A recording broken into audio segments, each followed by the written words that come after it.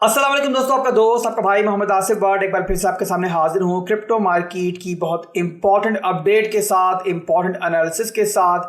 और आज की वीडियो दोस्तों पूरी देखनी है, आपने कोई पार्ट स्किप नहीं करना। अगर कोई पार्ट भी स्किप करोगे तो मैं बता कुछ रहा हूँ, आप समझोगे कुछ, आपके कुछ पल्ले नहीं पड़ेगा और एट दी एंड क्या होगा कि आप लॉस उठाओगे और कल को ब्लेम मुझे करोगे, आसिफ भाई ने ये बताया था। हालांकि बात ही मैंने कोई और की हुई होगी, तो वीडियो पूरी देख लेना। बहुत इंपॉर्टेंट टॉपिक डिस्कस करने वाले हैं। और क्या टॉपिक डिस्कस करने वाले दोस्तों कि एफओएमसी मीटिंग के बाद जो नंबर आया 75 बीपीएस, उसके बाद इस नेगेटिव नंबर के बाद कुछ इंपॉर्टेंट बातें हुई हैं और वो बातें दोस्तों डायरेक्टली लिंक कर रही हैं इस फाइनेंशियल मार्केट से और ये बता रही हैं जो बेयर मार्केट चल रही है, जो फाइनेंशियल मार्केट से बर्बादी छाई हुई है, कब खत्म होनी है, बुल रन हमसे कितना नजदीक है, हमें अगली एंट्री कब लेनी है और क्या तैयारी करनी है इस टाइम मार्केट के अंदर। इस सारे टॉपिक्स मैं डिस्कस करने वाला हूं। इसके अलावा मेरे भाइयों, अगली चीज हम बिटकॉइन और इथेरियम के एनालिसिस भी करेंगे, टेक्निकल एनालिसिस जो करते हैं हर वीडियो के अंदर। और उसके बाद कुछ मीम कॉइन्स हैं जो हम डिस्कस करेंगे। आप लोगों की फरमाइश थी आसिफ भाई कुछ मीम कॉइन्स बताएं जिनके अंदर हम एंट्री ले लें और अच्छी प्राइस पर हमें इस टाइम मिल रहे हैं, तो वो भी दोस्तों आपको बताएंगे। वीडियो पूरी देख लेना, वीडियो कोई पार्ट स्किप नहीं करना, दोबारा बता रहा हूँ। और उसके बाद वीडियो को लाइक और कमेंट करना भी नहीं भूलना। ये तो आप लोगों का फर्ज है कि आप हमेशा वीडियो को लाइक कर दो, कमेंट कर दो, ताकि जो मेरी मेहनत है आप लोगों के लिए मैं कर रहा हूँ वो आगे भी कंटिन्यू रहे। और उसके बाद फर्स्ट टाइम चैनल पे आए हो तो आप सब्सक्राइब भी लाजमी कर लो और बेल आइकन को भी दबा लो ताकि नोटिफिकेशन आपसे मिस ना। कल दोस्तों 75 ईपीएस का जो नंबर का इजाफा हुआ, उससे पहले मैंने आपको क्लियर एक्शन प्लान बताया हुआ था क्या हो सकता है मार्केट में। मैंने बताया था कि लगभग थोड़ा बहुत ऊपर नीचे मार्केट होगी, बट दोबारा उसी बोरिंग रेंज में मार्केट दोबारा चली जाएगी जिस बोरिंग रेंज में चल रही है, यानी कि न्यूट्रल मार्केट पर इंपैक्ट होगा।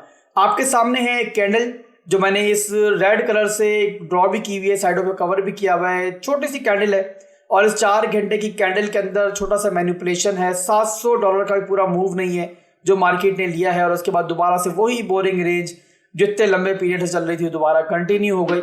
यानी कि ना बहुत पंप हुआ मार्केट, ना बहुत डंप हुई, और इसी वजह से मैंने कोई भी लॉन्ग और शॉर्ट की कॉल आपको नहीं दी क्योंकि यहाँ बनती ही नहीं थी। अगर हम इस $600 के मूव के अंदर घुस भी जाते तो क्या बना लेते, कोई फायदा नहीं था ना कि हम रिस्क लेते था बड़ा। तो यहाँ पर दोस्तों ये चीज तो क्लियर हो गई। अब कल जो एफएमसी मीटिंग का नंबर आया ना, उसके बाद जो प्रेस कॉन्फ्रेंस हुई है उसमें 2 बातें बहुत इंपॉर्टेंट हुई हैं जो हमें ये बता रही हैं कि बुल मार्केट कब आने वाली है। क्या बातें हुई हैं? पहला पॉइंट शॉर्ट करके बताऊंगा, डिटेल में नहीं जाऊंगा। पहला पॉइंट जो उन्होंने एक डिस्कस किया और बताया है कि जो नंबर का इजाफा इस दफा हुआ है, मे बी नेक्स्ट टाइम इससे भी ज्यादा अग्रेसिव नंबर का इजाफा हो। यानी कि उन्होंने अपना इरादा जाहिर किया है कि अगले कुछ महीनों तक वो ये इजाफा करते रहेंगे और क्या पता आपको 100 बीपीएस का इजाफा भी किसी वक्त नजर आ जाए। इससे क्या मालूम पड़ रहा है कि मार्केट में जब भी ऐसा मौका आएगा मार्केट बहुत बुरी तरीके से डंप होगी और अपना एक फाइनल बॉटम बनाने के मार्केट बहुत नजदीक है। इसके अलावा अगली चीज जो बहुत पॉजिटिव है, जो हमें ये बता रही है कि ये बुल रन जो है अब हमसे ज्यादा दूर नहीं है। बेयर मार्केट की जो तारीख रात थी ज्यादा लंबी नहीं है। क्या बात हुई है? उन्होंने ये कहा है दोस्तों कि जो हम इजाफा कर रहे हैं हम करते रहेंगे, बट क्या होगा अगर हमें लगेगा किसी पॉइंट पर कि इन्फ्लेशन तो कंट्रोल नहीं हो रही और उसके मुकाबले पर जो हमारी मार्केट्स हैं, फाइनेंशियल मार्केट्स हैं, स्टॉक्स हैं, वो बुरी तरीके से डंप हो रहे हैं, मार्केट बर्बाद हो रही है, तो हम इस मार्केट को मजीद बर्बाद होने नहीं देंगे और वहां से फिर हम नंबर को ग्रेजुअली डिक्रीज करेंगे। यानी कि फायदा नहीं हो रहा तो कम से कम बाकी जो मार्केट्स हैं उनका इतना नुकसान ना हो जाए कि वो रिकवरी ना हो पाए। तो ये दोस्तों एक पॉजिटिव बात है इस लिहाज से कि आपको नजर आ सकता है कि 3 से 4 महीने के बाद यहाँ पर मार्केट में कोई बहुत पॉजिटिव नंबर आया है, 50 बीपीएस का नंबर आया या 25 बीपीएस का नंबर भी आ जाए, तो वो एक ऐसा मौका होगा जहां पर मार्केट दोबारा से आपको रैली लेती हुई नजर आएगी। इन दोनों बातों से दोस्तों क्या क्लियर हुआ कि मार्केट एक नीचे का मूव ले सकती है किसी भी नेगेटिव न्यूज के ऊपर, और उसके बाद फिर जब अच्छा नंबर आएगा तो फिर एक अपसाइड का मूव आएगा। और ये दोनों चीजें बहुत दूर नहीं है। बुल मार्केट अब बहुत दूर नहीं है, ये एक पॉजिटिव चीज है, आप इसको पॉजिटिव चीज की तरफ ले सकते हो। इसके अलावा सीपीआई डेटा दोस्तों आना है 14 नवंबर को। अगला सीपीआई डेटा जो हमारे पास आना है वो 14 नवंबर को आना है और वो बहुत हद तक दोस्तों क्लियर कर देगा कि आगे चल के जो हमारी एफईडी है वो क्या सोच रही है और मार्केट कहां जा सकती है। अब यहां पर दोस्तों 2 चीजें हैं, हमें एक चीज तो समझनी है कि हमें जो हमारी एंट्रीज हो चुकी हैं, मेरी जैसे कि आपको पता है कि एंट्री मैंने ली हुई है, 30% की एंट्री ली हुई है, 70% की एंट्री मेरी अभी भी बाकी है। तो मैं दोस्तों मार्केट अब जब भी नीचे जाना स्टार्ट होगी तो मैं अपनी अगली एंट्री अब लेने वाला हूं।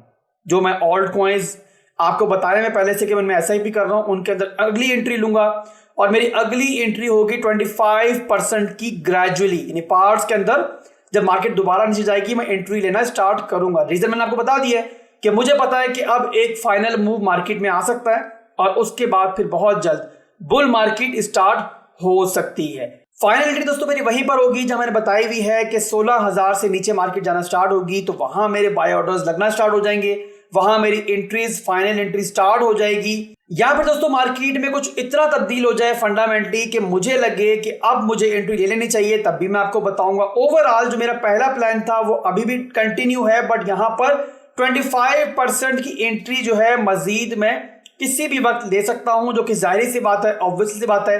पहले भी हर चीज शेयर की है आपसे, इस दफा भी शेयर करूंगा। एक और बात दोस्तों, मार्केट अब शदीद बोरिंग हो चुकी है, मार्केट ने ट्रेडर्स को फ्रस्ट्रेट कर दिया है और इसके बाद जब एक नेगेटिव मूव आएगा, मार्केट नीचे की तरफ जाएगी, तो वो ऐसा मौका होगा कि वहां पर वो लोग कि जिन्होंने पहले से सोचा होगा कि हम मार्केट में एंट्री ले लेते हैं, वो भी वहां पर घबरा रहे होंगे। तो वहां पर आप लोगों ने घबराना नहीं है। रीजन दोस्तों, जब भी बुलन स्टार्ट होता है तो उससे पहले एक दफा मार्केट में शदीद खौफ फैलाया जाता है और एक ऐसा माहौल बनाया जाता है कि जैसे ये बिटकॉइन एक बबल है, ब्रस्ट होने वाला है और वहां पर जिन लोगों ने एंट्री लेनी होती है वो भी नहीं लेते। तो वहां पर दोस्तों आप लोगों ने जिगरा बड़ा करना है, अगर आपने कोई प्लान बनाया हुआ है उससे स्टिक लेना है और बाकी दोस्तों फिर आपने हालात पर छोड़ देना है। क्लियर हो गया दोस्तों मैं क्या बात कर रहा हूं आपसे? अगर अभी तक आप लोगों को कंफ्यूज हो, आपको समझ में नहीं आया मैं क्या बात कर रहा हूं, तो कमेंट सेक्शन में पूछ लेना मुझसे, या फिर डिस्कॉर्ड और टेलीग्राम पर भी मैं आपको इंशाल्लाह गाइड कर दूंगा। पहला दोस्तों अब चलते हैं बिटकॉइन के चार्ट के ऊपर। 4 घंटे के टाइम फ्रेम का चार्ट मेरे सामने खुला हुआ है और ये वो रेंज है जहां पर बिटकॉइन काफी दिनों से ट्रेड कर रहा है। ना तो 21,000 का एरिया बुल्स तोड़ पा रहे हैं, ना ही बेयर्स जो है वो 20,000 की सपोर्ट ब्रेक कर पा रहे हैं। ओवरऑल इसी रेंज में बिटकॉइन ट्रेड कर रहा था और यहीं के इसके दरमियान ही घूमे जा रहा था। तो यहां पर दोस्तों जब से FOMC नंबर हमारे सामने आया, मैं आपको स्मॉल टाइम फ्रेम में लेके चलता हूं, तो यहां पर एक रेजिस्टेंस जो है बिटकॉइन फेस कर रहा है, वो हम ड्रॉ कर लेते हैं ताकि आपको दिखा पाऊं कि कहां पर लॉन्ग की अपॉर्चुनिटी बनती है। मुझसे आप लोगों ने सवाल किया था आसिफ भाई हम लॉन्ग कहां पे ले सकते हैं, तो ये दोस्तों एक रेजिस्टेंस है, लोकल रेजिस्टेंस है, बट फिलहाल जो है बिटकॉइन इसे नहीं ब्रेक कर पा रहा और यहीं पर जो है बिटकॉइन बार बार रिजेक्ट हो रहा है। जब तक ये रेंज नहीं टूटती और बिटकॉइन इससे ऊपर 1 घंटे की कैंडल क्लोज नहीं करता, एक रिटेस्ट के बाद आप लोग लॉन्ग की अपॉर्चुनिटी देख सकते हो। अगर यहाँ पर रिटेस्टिंग हो जाती है सक्सेसफुल और उसके बाद जो पहला आपका टारगेट होगा वो मिड रेंज होगा, जो कि बनता है 20,584 का एरिया। सेकंड टारगेट आपका होगा 20,800 का एरिया, लास्ट होगा 21,000 का एरिया। बट जब तक ये रेंज नहीं ब्रेक होती, जो कि अभी तक नहीं ब्रेक हुई है और यहां से बिटकॉइन एक दफा फिर से रिजेक्शन ले रहा है, तब तक आप ये ट्रेड नहीं देख सकते हो। फिलहाल के लिए दोस्तों मार्केट में खास मुझे वॉल्यूम नजर नहीं आ रहा है, तो मेरा आपको मशवरा होगा थोड़ा सा आप वेट कर लो और जो ये छोटी सी रेंज है आपकी $200-300 की रेंज है, इसको ब्रेक होने का वेट करो, या तो नीचे की तरफ ब्रेक हो जाए या फिर ऊपर की तरफ ब्रेक हो जाए, तो फिर हम यहाँ पर लॉन्ग या शॉर्ट देख सकते हैं। जो भी सिनेरियो बनेगा इंशाल्लाह मैं आपको ग्रुप के अंदर अपडेट कर दूंगा। बिटकॉइन के बाद चलेंगे दोस्तों इथेरियम की तरफ और इथेरियम के 4 घंटे के टाइम फ्रेम का चार्ट मैंने खोला हुआ है। यहाँ पर आपको एक अप ट्रेंड की लाइन नजर आ रही है जिसे इथेरियम इस दफा होल्ड नहीं कर पाया। यहाँ से ब्रेक डाउन हुआ, एक रिटेस्टिंग हुई और उसके बाद यहाँ से लगभग आपको मूव मिला नीचे की तरफ 5% का मूव, और ओवरऑल अभी तक जो है इथेरियम ने अपनी सपोर्ट को रिटेस्ट नहीं किया है, जो कि 1492 का एरिया बनता है। तो इथेरियम दोस्तों आपको इस सपोर्ट को रिटेस्ट करता हुआ नजर आ सकता है। और यहाँ पर अगर आप मुझसे सवाल करोगे कि आसिफ भाई मिड टर्म और लॉन्ग टर्म के लिए इथेरियम के अंदर कहाँ एंट्री लेनी चाहिए, कहाँ से हमें बाइंग स्टार्ट करनी चाहिए, तो अगर दोस्तों इथेरियम हमें इस रेंज में नजर आ जाए, जो कि हमारा ये रेंज है, लगभग बनती है हमारी 1384 का एरिया, ये आपका एक अच्छा बुलिश ऑर्डर ब्लॉक का एरिया है। यहां अगर इथेरियम मुझे मिलता है तो मैं एक इथेरियम के अंदर एंट्री लेना पसंद करूंगा शॉर्ट से। तो अगर इथेरियम दोस्तों यहाँ पे मिलता है आपको, तो मेरा मशवरा होगा कि अगर आपको SIP एंट्री लेना चाहो तो बेस्ट आपका एरिया है SIP एंट्री के लिए भी। इथेरियम के बाद चलेंगे दोस्तों मीम कॉइन्स की तरफ, जो कि आपकी फरमाइश थी कि आसिफ भाई मीम कॉइन्स का बता दें कौन से मीम कॉइन्स में हम लोग एंट्री ले सकते हैं सेफली अगले बुल रन के लिए। तो मेरे भाइयों यहाँ पर आपको कुछ चीजें समझनी है। पहली चीज, meme coins normally shit coins होते हैं और इसका कोई यूज केस नहीं होता है। तो आपका इसमें वो पैसा लगना चाहिए जो आपको खोने का डर ना हो, जो पूरे का पूरा अगर आपका लॉस भी हो जाता है तो आपको उसकी परवाह ना हो। यानी कि टोटल पोर्टफोलियो का आपका 3 to 4% से अबव मीम कॉइन्स के अंदर हरगिज नहीं होना चाहिए। तो इस टाइम दोस्तों मार्केट में दो ही ऐसे मीम कॉइन्स हैं जिनको हम कह सकते हैं कि मार्केट में अगले बुल रन के अंदर काफी हद तक चांस है कि ये मौजूद होंगे और आपको अच्छा गेन दे सकते हैं। वो है दोस्तों पहला कॉइन डॉज कॉइन, और डॉज कॉइन के पीछे दोस्तों आपको पता है इसका एक ही यूज केस है फिलहाल, और वो है एलन मस्क। एलन मस्क जब भी अच्छी बात करेगा ये पंप होगा, जब भी बुरी बात करेगा ये डंप होगा। सारे फंडामेंटल्स के यही हैं कि इसकी बैक पर एलन मस्क है। पर अब दोस्तों यहाँ पर सूरत हाल फिलहाल ये है कि ट्विटर का होल्ड जो है वो एलन मस्क के पास आ चुका है, और यहाँ पर एक दोस्तों जो र्यूमर मार्केट में फैली हुई है वो ये फैली हुई है कि लोग ये बातें कर रहे हैं कि शायद ये पॉसिबल है कि एलन मस्क अपना जो ब्लू टिक है उसकी जो फीस लगाने जा रहे हैं $8 की, वो ये कंपलसरी कर सकते हैं कि डॉज कॉइन के थ्रू वो पे की जाए, या कम से कम एक ऑप्शन जरूर उसको बना सकते हैं। तो इस लिहाज से अगर आप लोग डॉज कॉइन के अंदर एंट्री लेना चाहते हो तो पार्ट्स के अंदर छोटी सी एंट्री यहां पर ले सकते हो।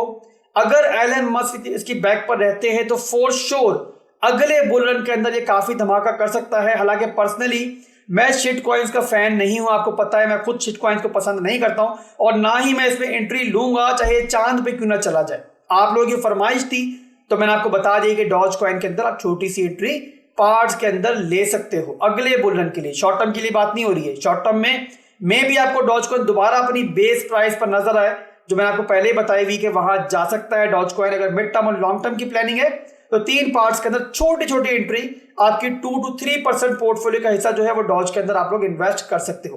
डॉज के बाद दोस्तों अगला मीम कॉइन जिसे मैं समझता हूं कि अगले बुल रन में बहुत हद तक चांस है कि वो आपको नजर आए और इस बेयर रन में कहीं गायब ना हो जाए, वो है शिबा। इसकी कम्युनिटी बहुत मजबूत है, बहुत कुछ कर रही है इसके लिए।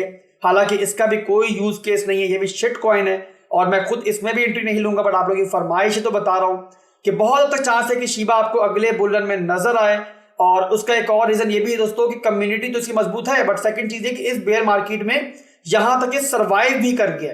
तो अगर आप लोग शिबा में एंट्री लेना चाहो तो छोटी सी एंट्री पार्ट्स के अंदर आप इसमें भी ले सकते हो। फिर बता रहा हूं 2 to 3% से ज्यादा की एंट्री आपकी शिबा में नहीं होनी चाहिए।